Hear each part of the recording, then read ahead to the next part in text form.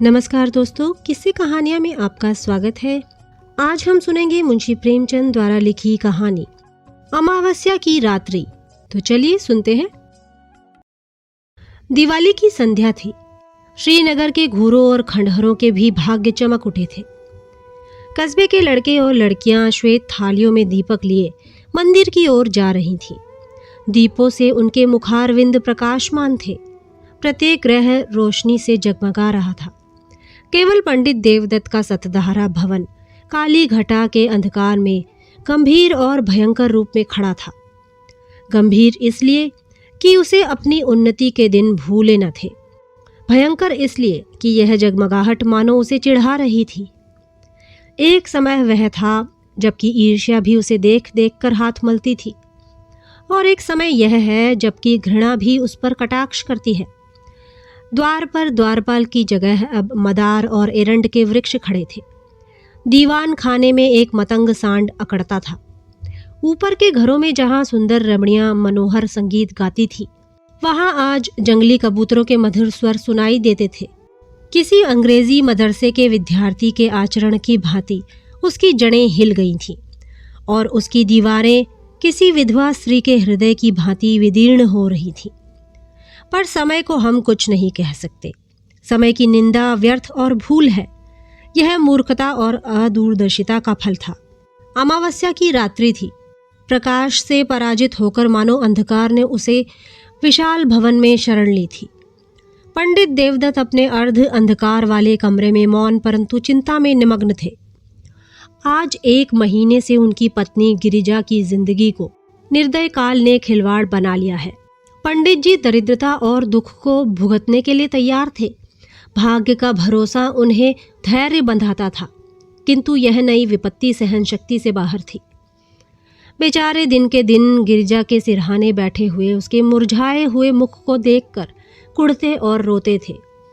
गिरिजा जब अपने जीवन से निराश होकर रोती तो वह उसे समझाते, गिरिजा रो मत, शीघ्र ही अच्छी हो जाओगी। पंडित देवदत्त के पूर्वजों का कारोबार बहुत विस्तृत था। वे लेन देन किया करते थे। अधिकतर उनके व्यवहार बड़े बड़े चकलेदारों और रजवाड़ों के साथ थे। उस समय ईमान इतना सस्ता नहीं बिकता था। सादे पत्रों पर लाखों की बातें हो जाती थीं।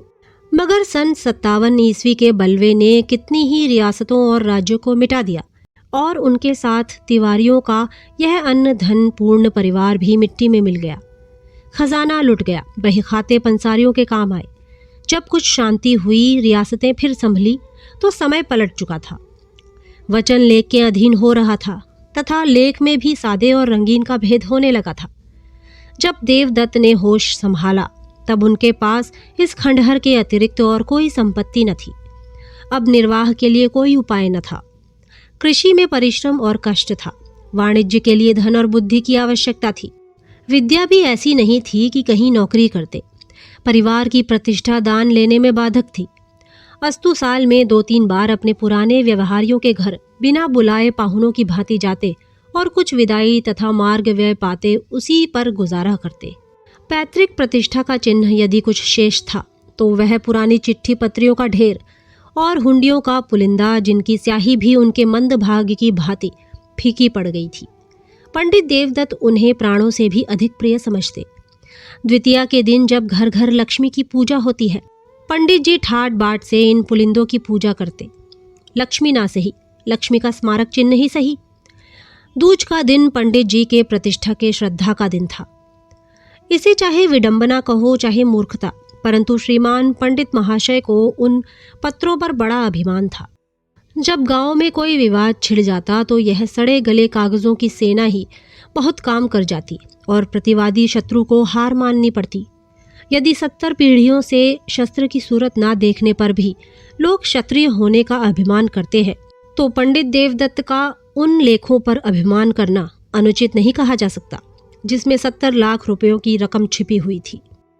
वही अमावस्या की रात्रि थी, किंतु दीप मालिका अपनी अल्प जीवनी समाप्त कर चुकी थी।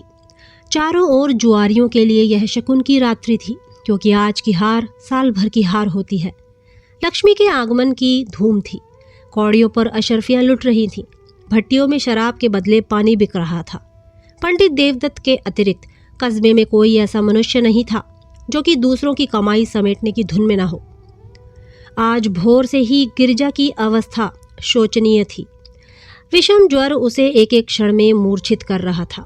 एकाएक उसने चौंक कर आंखें खोली और अत्यंत क्षीण स्वर में कहा, आज तो दिवाली है। देवदत्त ऐसा निराश हो रहा था कि गिरिजा को चैतन्य देखकर भी उसे आनंद नहीं हुआ। बोला, हाँ, आज दिवाली है। गिरिजा ने आंसू भरी दृष्टि से इधर उधर देखकर कहा, हमारे घर में क्या दीपक न जलेंगे? देवदत्त फूट फूट कर रोने लगा। गिरिजा ने फिर उसी स्वर में कहा, देखो, आज बरस भर के दिन भी घर अंधेरा रह गया। मुझे उठा दो, मैं भी अपने घर दिए जलाऊंगी। ये बातें देवदत्त के हृदय में चुभी जाती थीं। मनुष्य की अंतिम घड़ी लालसाओं और भावनाओं में व्यतीत होती है। इस नगर में लाला शंकरदास अच्छे प्रसिद्ध वैद्य थे। अपने प्राण संजीवन औषधालय में दवाओं के स्थान पर छापने का प्रेस रखे हुए थे। दवाइयाँ कम बनती थीं, इश्तिहार अधिक प्रकाशित होते थे। वे कहा करते थे कि बीमारी केवल रईसों का ढकोसला है और पॉलिटिकल इकोनॉमी के अनुसार इस विलास पदार्थ से जितना अधिक संभव हो टैक्स लेना चाहिए। यदि कोई निर्धन है तो हो, यदि कोई मरता है तो मरे। उसे क्या अधिकार है कि बीमार पड़े और मुफ्त में दवा कराए। भारतवर्ष की यह दशा अधिकतर मुफ्त दवा कराने से हुई है। इसने मनुष्य को असावधान और बलहीन बना दिया है। देवदत्त महीने भर नित्य उनके निकट दवा लेने आता था, परंतु वैद्य जी कभी उसकी ओर इतना ध्यान नहीं देते थे कि वह अपनी शोचनीय दशा प्रकट कर सके। वैद्य जी के हृदय के कोमल भाग तक पहुंचने के लिए देवदत्त ने बहुत कुछ हाथ पैर चलाए। वह आंखों में आंसू भरे आता, किंतु वैद्य जी का हृदय ठोस था, उसमें कोमल भाव था ही नहीं। वही अमावस्या की डरावनी रात थी। गगन मंडल में तारे आधी रात के बीतने पर और भी अधिक प्रकाशित हो रहे थे, मानो श्रीनगर की बुझी हुई दिवाली पर कटाक्ष युक्त आनंद के साथ मुस्कुरा रहे थे। देवदत्त बेचैनी की दशा में गिरिजा के सिरहाने से उठे और वैद्य जी के मकान की ओर चले। वे जानते थे कि लाला जी बिना फीस लिए कदापि नहीं आएंगे, किंतु हताश होने पर भी आशा पीछा नहीं छोड़ती। देवदत्त कदम आगे बढ़ाते चले जाते थे। हकीम जी उस समय अपने रामबाण बिंदु का विज्ञापन लिखने में व्यस्त थे। उस विज्ञापन की भावप्रद भाषा तथा आकर्षण शक्ति देखकर कह नहीं सकते कि वे वैद्य शिरोमणि थे या सुलेखक विद्यावारिधि। आप उनके उर्दू विज्ञापन का साक्षात दर्शन कर लें। नाजरीन, आप जानते हैं कि मैं कौन हूँ। आपका जर्द चेहरा, आपका तने लागिर, आपका जरा सी मेहनत में बेदम हो जाना, आपका लज्जात दुनिया में महरूम रहना, आपका खाना तरीकी, यह सब इस सवाल का नफी में जवाब देते हैं। सुनिए, मैं कौन हूँ? मैं वह शख्स हूँ जिसने इमराज इंसानी को पर्दे दुनिया से गायब कर देने का बीड़ा उठाया है, जिसने इश्तिहारबाज जाफरोश गंदुन्नुमा बने हुए हकीमों को बेखबर व बुन से खोद कर दुनिया को पाक कर देने का अज़्म विल जज़्म कर लिया है। मैं वह हैरत अंगेज इंसान जईफ उल बयान हूँ जो नाशाद को दिलशाद, नामुराद को बामुराद, भगोड़े को दिलेर, गीदड़ को शेर बनाता है। और यह किसी जादू से नहीं, मंत्र से नहीं, वह मेरी इजाद करदा अमृत बिंदु की अदना करिश्मे है। अमृत बिंदु क्या है, इसे कुछ मैं ही जानता हूँ। महर्षि अगस्त्य ने धन्वंतरी के कानों में इसका नुस्खा बतलाया था। जिस वक्त आप वीपी पार्सल खोलेंगे, आप पर उसकी हकीकत रोशन हो जाएगी। यह आबे हयात है, यह मर्दानगी का जौहर, फरजानगी का अक्सीर, अक्ल का मुरब्बा और जहन का शकील है। अगर वर्षों की मुशायराबाजी ने भी आपको शायर नहीं बनाया, अगर शबे रोज के रटंत पर भी आप इम्तिहान में कामयाब नहीं हो सके, अगर दलालों की खुशामद और मुवक्किलों की नाजर बर्दारी के बावजूद भी आप अहाते अदालत में भूखे कुत्ते की तरह चक्कर लगाते फिरते हैं, अगर आप गला फाड़ फाड़ चीखने, मेज पर हाथ पैर पटकने पर भी अपनी तकदीर से कोई असर पैदा नहीं कर सकते, तो आप अमृत बिंदु का इस्तेमाल कीजिए। इसका सबसे बड़ा फायदा, जो पहले ही दिन मालूम हो जाएगा, यह है कि आपकी आंखें खुल जाएंगी और आप फिर कभी इश्तिहारबाज हकीमों के दाम फरेब में ना फंसेंगे। वैद्य जी इस विज्ञापन को समाप्त कर उच्च स्वर से पढ़ रहे थे। उनके नेत्रों में उचित अभिमान और आशा छलक रही थी कि इतने में देवदत्त ने बाहर से आवाज दी। वैद्य जी बहुत खुश हुए। रात के समय उनकी फीस दुगनी थी।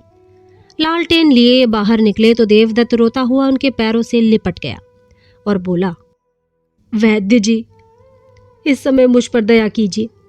गिरजा अब कोई शायद की पाहुनी है। अब आप ही उसे बचा सकते हैं। यों तो मेरे भाग्य में जो लिखा है वही होगा, किंतु इस समय तनिक चलकर आप देख लें तो मेरे दिल का दाह मिट जाएगा। मुझे धैर्य हो जाएगा कि उसके लिए मुझसे जो कुछ हो सकता था मैंने किया। परमात्मा जानता है कि मैं इस योग्य नहीं हूं कि आपकी कुछ सेवा कर सकूं, किंतु जब तक जीऊंगा आपका यश गाऊंगा और आपके इशारों का गुलाम बना रहूंगा।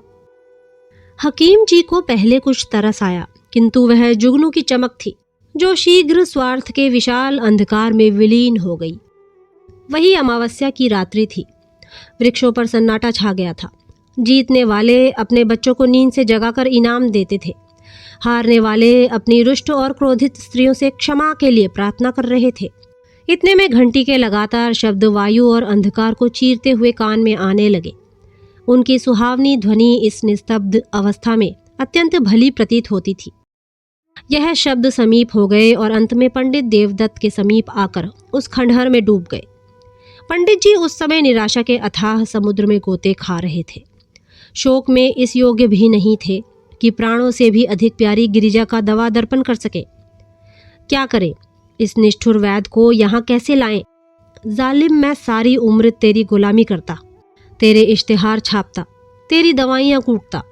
आज पंडित जी को यह ज्ञात हुआ है कि 70 लाख की चिट्ठी पत्रियाँ इतनी कौड़ियों के मोल भी नहीं। पैतृक प्रतिष्ठा का अहंकार अब आंखों से दूर हो गया। उन्होंने उस मखमली थैले को संदूक से बाहर निकाला और उन चिट्ठी पत्रियों को, जो बाप दादों की कमाई का शेषांश थी और प्रतिष्ठा की भांति जिनकी रक्षा की जाती थी, एक एक करके दिया को अर्पण करने लगे। जिस तरह सुख और आनंद से पालित शरीर चिता की भेंट हो जाता है, उसी प्रकार वह कागजी पुतलियां भी उस प्रज्वलित दिया के धधकते हुए मुंह का ग्रास बनती थीं। इतने में किसी ने बाहर से पंडित जी को पुकारा। उन्होंने चौंक कर सिर उठाया। वे नींद से अंधेरे में टटोलते हुए दरवाजे तक आए। देखा कि कई आदमी हाथ में मशाल लिए हुए खड़े हैं और एक हाथी अपने सूंड से उन एरंड के वृक्षों को उखाड़ रहा है जो द्वार पर द्वारपालों की भांति खड़े थे। हाथी पर एक सुंदर युवक बैठा है जिसके सिर पर केसरिया रंग की रेशमी पाग है। माथे पर अर्धचंद्राकार चंदन भाले की तरह तनी हुई नोकदार मूछें, मुखारविंद से प्रभाव और प्रकाश टपकता हुआ कोई सरदार मालूम पड़ता था। उसका कलीदार अंगरखा और चुनावदार पैजामा, कमर में लटकती हुई तलवार और गर्दन में सुनहरे कंठे और जंजीर उसके सजीले शरीर पर अत्यंत शोभा पा रहे थे। पंडित जी को देखते ही उसने रकाब पर पैर रखा और नीचे उतरकर उनकी वंदना की। उसके इस विनीत भाव से कुछ लज्जित होकर पंडित जी बोले, आपका आगमन कहाँ से हुआ? नवयुवक ने बड़े नम्र शब्दों में जवाब दिया। उसके चेहरे से भलमनसाहत बरसती थी। मैं आपका पुराना सेवक हूँ। दास का घर राजनगर में है। मैं वहाँ का जागीरदार हूँ। मेरे पूर्वजों पर आपके पूर्वजों ने बड़े अनुग्रह किए हैं। मेरी इस समय जो कुछ प्रतिष्ठा तथा संपदा है, सब आपके पूर्वजों की कृपा और दया का परिणाम है। मैंने अपने अनेक स्वजनों से आपका नाम सुना था और मुझे बहुत दिनों से आपके दर्शनों की आकांक्षा थी। आज वह सुअवसर भी मिल गया। अब मेरा जन्म सफल हुआ। पंडित देवदत्त की आंखों में आंसू भर आए। पैतृक प्रतिष्ठा का अभिमान उनके हृदय का कोमल भाग था। वह दीनता जो उनके मुख पर छाई हुई थी थोड़ी देर के लिए विदा हो गई। वे गंभीर भाव धारण करके बोले, यह आपका अनुग्रह है जो ऐसा कहते हैं, नहीं तो मुझ जैसे कपूत में तो इतनी भी योग्यता नहीं है जो अपने को उन लोगों की संतति कह सकूं। इतने में नौकरों ने आंगन में फर्श बिछा दिया। दोनों आदमी उस पर बैठे और बातें होने लगी। वे बातें जिनका प्रत्येक शब्द पंडित जी के मुख को इस तरह प्रफुल्लित कर रहा था जिस तरह प्रातःकाल की वायु फूलों को खिला देती है।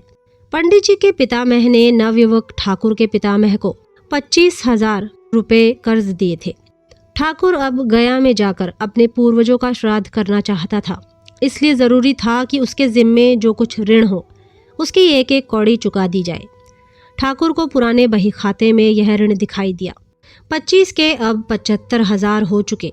वही ऋण चुका देने के लिए ठाकुर आया था। धर्म ही वह शक्ति है जो अंतःकरण में ओजस्वी विचारों को पैदा करती है। हाँ, इस विचार को कार्य में लाने के लिए पवित्र और बलवान आत्मा की आवश्यकता है, नहीं तो वे ही विचार क्रूर और पापमय हो जाते हैं। अंत में ठाकुर ने कहा, आपके पास तो वे चिट्ठियां होंगी। देवदत्त का दिल बैठ गया। वे संभल कर बोले, संभवतः हो, कुछ कह नहीं सकते। ठाकुर ने लापरवाही से कहा, ढूंढिए, यदि मिल जाएं तो हम लेते जाएंगे। पंडित देवदत्त उठे, लेकिन हृदय ठंडा हो रहा था। शंका होने लगी कि कहीं भाग्य हरे बाग ना दिखा रहा हो। कौन जाने वह पुर्जा चलकर राख हो गया या नहीं। यदि ना मिला तो रुपए कौन देता है।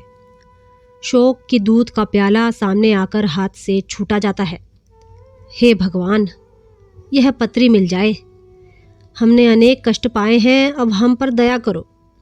इस प्रकार आशा और निराशा की दशा में देवदत्त भीतर गए और दिया के टिमटिमाते हुए प्रकाश में बचे हुए पत्रों को उलट पलट कर देखने लगे। वे उछल पड़े और उमंग से भरे हुए पागलों की भांति आनंद की अवस्था में 2-3 बार कूदे। तब दौड़कर गिरिजा को गले से लगा लिया और बोले, प्यारी, यदि ईश्वर ने चाहा तो तू अब बच जाएगी। उन्मत्तता में उन्हें एकदम यह नहीं जान पड़ा कि गिरिजा अब नहीं है, केवल उसकी लोथ है। देवदत्त ने पत्री को उठा लिया और द्वार तक वे इसी तेजी से आए मानो पांव में पर लग गए। परंतु यहाँ उन्होंने अपने को रोका और हृदय में आनंद की उमड़ती हुई तरंग को रोककर कहा, यह लीजिए, वह पत्री मिल गई। संयोग की बात है, नहीं तो 70 लाख के कागज दीमकों के आहार बन गए। आकस्मिक सफलता में कभी कभी संदेह बाधा डालता है। जब ठाकुर ने उस पत्री को लेने को हाथ बढ़ाया तो देवदत्त को संदेह हुआ कि कहीं वह उसे फाड़कर फेंक न दे। यद्यपि यह संदेह निरर्थक था, किंतु मनुष्य कमजोरियों का पुतला है। ठाकुर ने उनके मन के भाव को ताड़ लिया। उसने बेपरवाही से पत्री को लिया और मशाल के प्रकाश में देखकर कहा, अब मुझे विश्वास हुआ। यह लीजिए, आपका रुपया आपके समक्ष है। आशीर्वाद दीजिए कि मेरे पूर्वजों की मुक्ति हो जाए। यह कहकर उसने अपनी कमर से एक थैला निकाला और उसमें से 1,000 के 75 नोट निकालकर देवदत्त को दे दिए। पंडित जी का हृदय बड़े वेग से धड़क रहा था। नाड़ी तीव्र गति से कूद रही थी। उन्होंने चारों ओर चौकन्नी दृष्टि से देखा कि कहीं कोई दूसरा तो नहीं खड़ा है, और तब कांपते हुए हाथों से नोटों को ले लिया।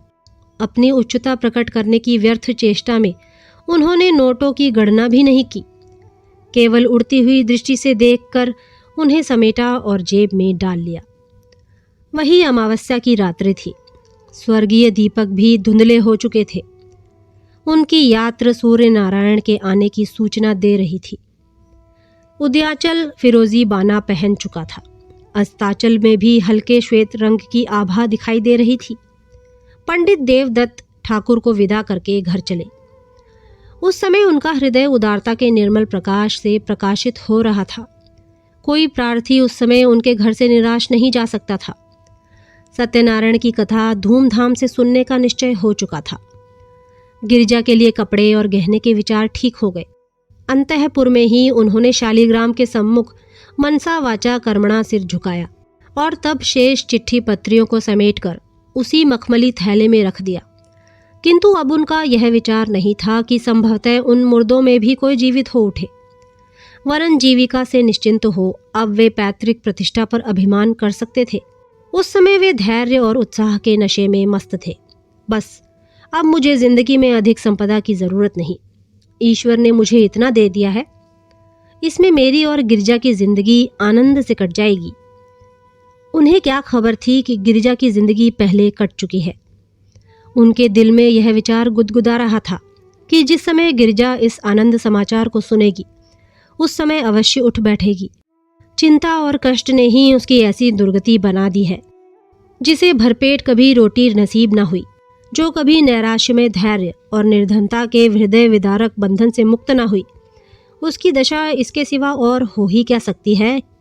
यह सोचते हुए वे गिरिजा के पास गए और आहिस्ता से हिलाकर बोले, गिरिजा, आंखें खोलो। देखो, ईश्वर ने तुम्हारी विनती सुन ली और हमारे ऊपर दया की। कैसी तबीयत है?